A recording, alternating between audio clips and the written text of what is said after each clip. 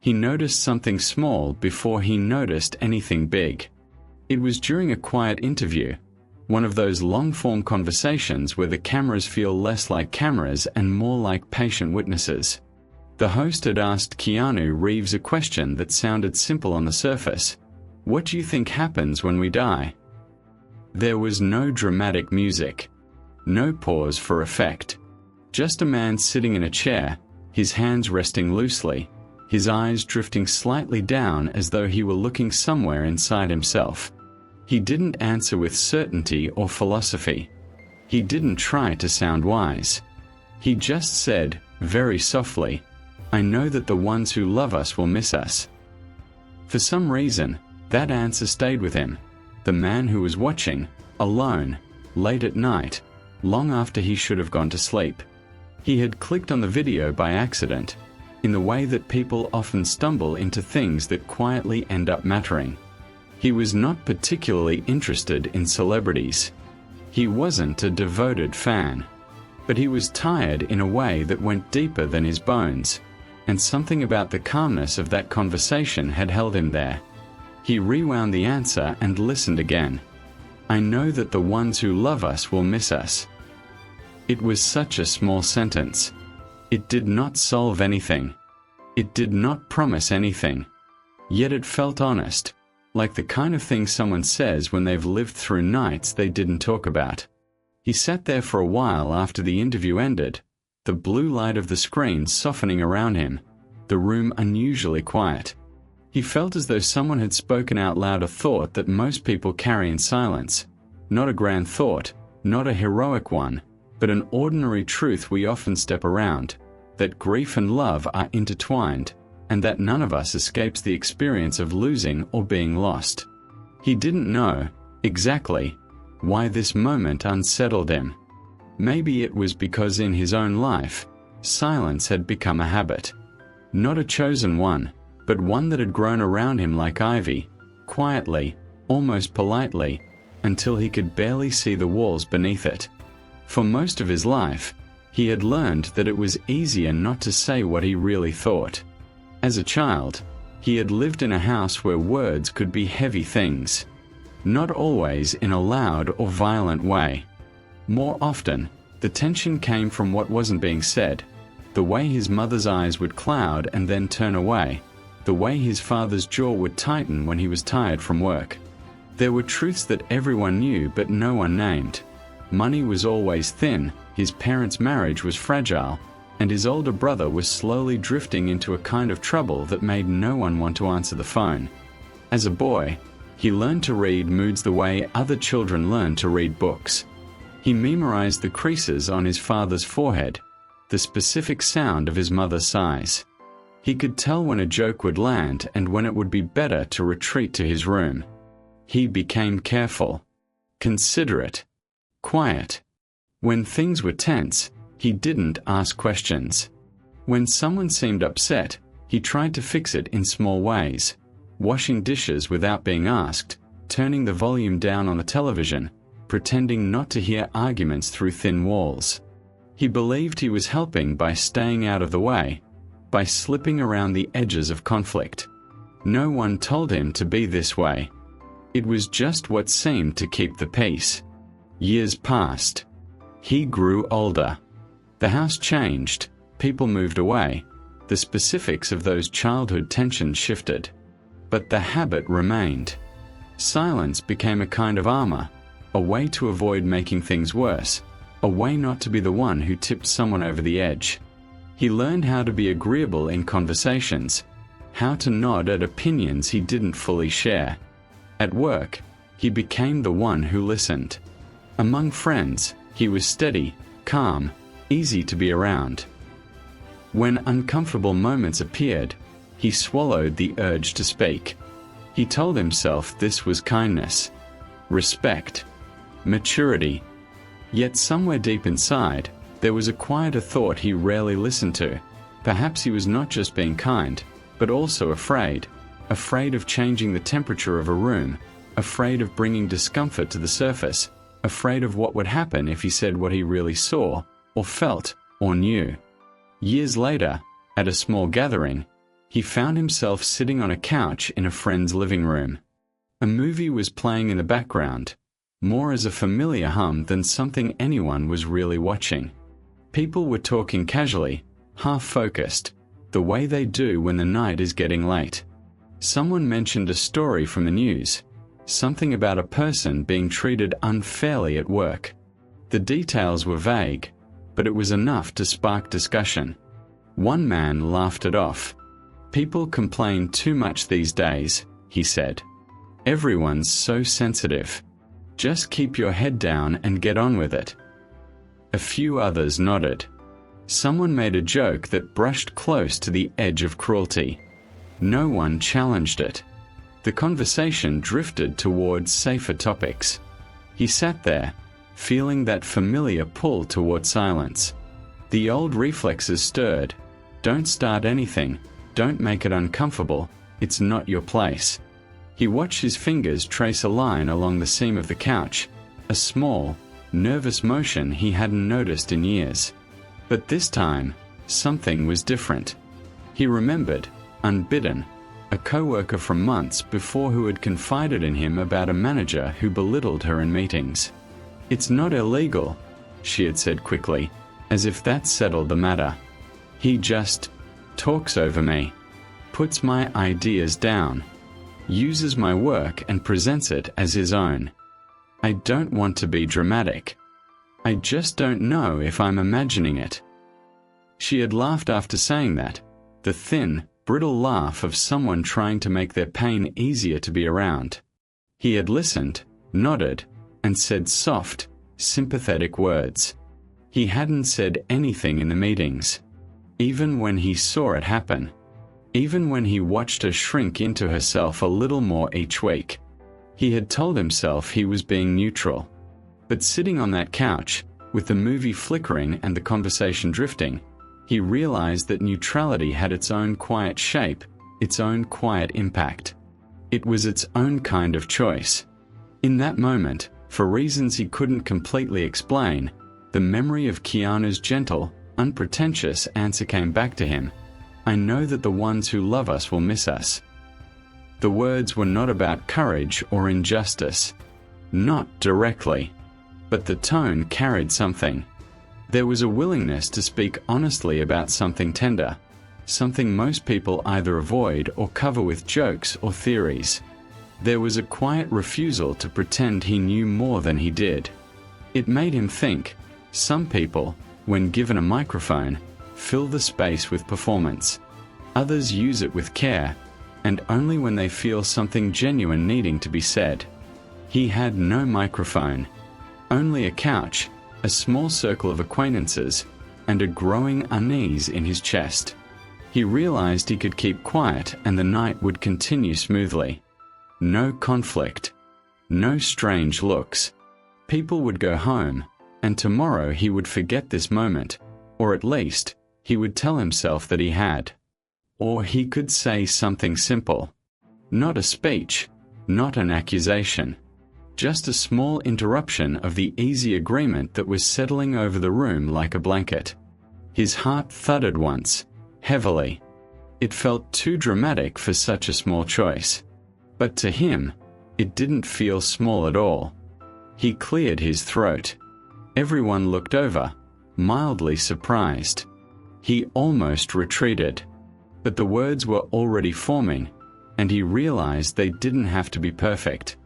"I don't know," he said gently. "I think sometimes people stay quiet for a long time before they finally complain. It can take a lot for someone to say, 'This is hurting me.'"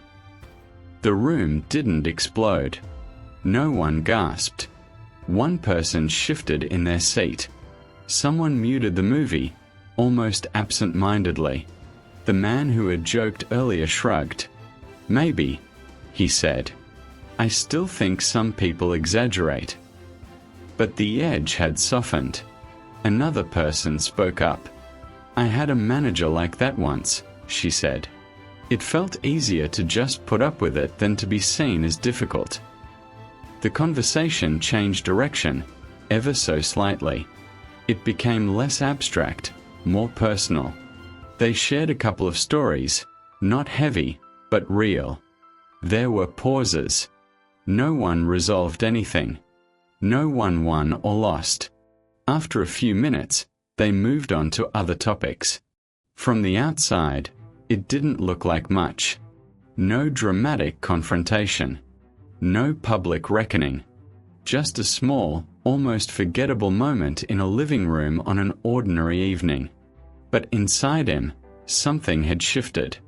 He had spoken a simple truth, without anger, without argument. He had chosen not to let the easier silence carry the night. And the world, he saw, did not fall apart when he did that. People did not turn against him. They did not even seem to think of it as particularly important. Though, quietly, he did. In the days that followed, he kept thinking about what it meant to speak up, not as a heroic gesture, not as a grand act of bravery, but as something much closer to everyday life. A sentence said when it would be more comfortable to say nothing. He noticed how many opportunities there were, in small ways. At work, when a colleague was interrupted for the third time, he said, "I'd like to hear her finish." His voice wasn't loud, not commanding, just steady. The conversation adjusted itself, almost naturally. She completed her thought. The meeting went on. In a family group chat, when an offhand comment was made about someone in a way that felt unfair, he replied, "I know we are joking, but I think this might really bother them if they read it." There was a pause in the conversation. Someone sent a different message, changing the subject. Later, one of his relatives texted him privately to say thank you. These were small things. No one was giving speeches. No one was marching in the street. But he began to see how many moments in an ordinary day held a quiet choice, to let something pass unquestioned, or to gently, respectfully, introduce another way of seeing it. Sometimes, he did nothing. Old habits remained. There were still moments when he told himself, "It's not my place," or "It's not worth the trouble." He noticed these, too, without scolding himself. Just observing, as if learning a new language and still stumbling over certain words. He found himself reflecting more often on people he had watched from a distance, public figures, writers, neighbors, who seemed to carry a certain stillness when they spoke. Not a loud confidence, but a groundedness that came from living through difficulty and not pretending they had all the answers. Keanu's name came to mind again, not as an idol or a saint, but as an example of something quietly human, the capacity to face personal grief without turning it into a performance, to answer questions sincerely instead of cleverly, to admit not knowing instead of reaching for certainty. He realized that courage did not always look like standing on a stage or in front of a crowd. Sometimes it looked like an ordinary person in an ordinary room, saying a true thing, softly, when everyone else had almost agreed to pretend. There was another memory that rose from his past, one he had avoided for years. In high school, there had been a boy in their class who was often the target of small, cutting jokes. Nothing extreme enough to make headlines. Just constant, low-level cruelty. Comments about his clothes, his awkwardness, the way he answered questions in class. He remembered watching, more than once, as that boy pretended not to hear, or laughed along, or stared at his desk with his jaw tensed in a way that only someone really paying attention would notice. Back then, he had not made any of the jokes. He had never piled on, never added his voice to the teasing. He had thought that was enough, that by not participating, he was doing the right thing. Looking back now, with years of distance, he realized how much his silence had also been part of the landscape that made those jokes possible. He had been one more face in the crowd that did nothing. One more person who looked away. He did not blame his younger self harshly. He understood that boy had been doing the best he could with what he knew, with the skills he had. But he could see now, with older eyes, that not hurting and helping were not the same thing. He thought of that boy sometimes and wondered what had become of him.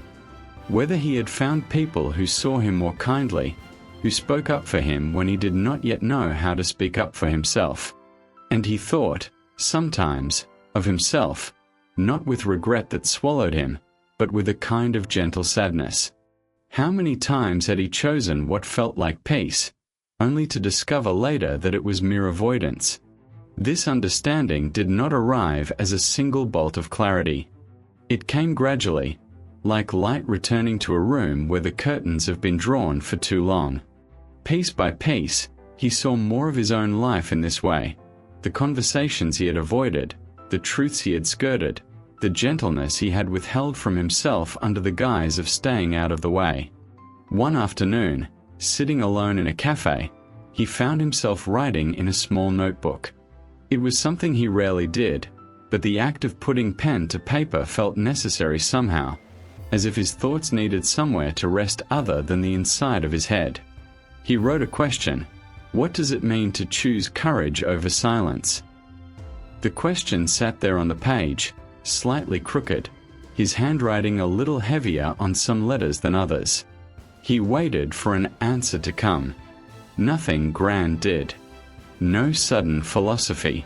Just small, practical observations, the kind that arise when someone tries to be honest with themselves. He wrote, "Maybe it's not about saying everything I think.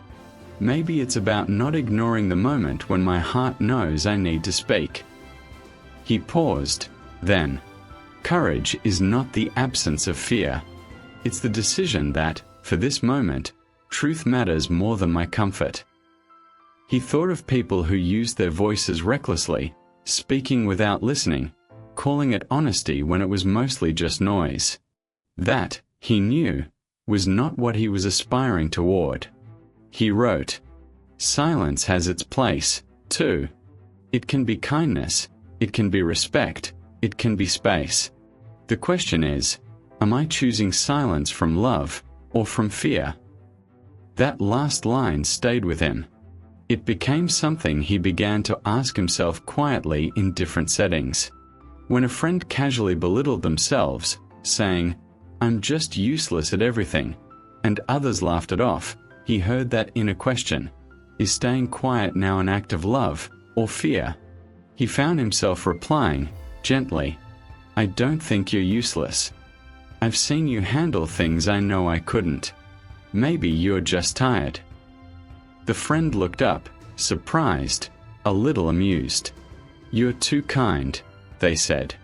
But something in their face softened, as if a weight had been recognized instead of ignored. When an older relative dismissed a younger family member's feelings with, "You're too sensitive," he felt that inner stirring again. This time, he hesitated longer. It was family, where roles and patterns were old and deep. He sat there, feeling his pulse in his throat, then spoke to the younger person later, in private. "I heard what you were trying to say earlier. It made sense to me." It was not a confrontation, not a lecture, not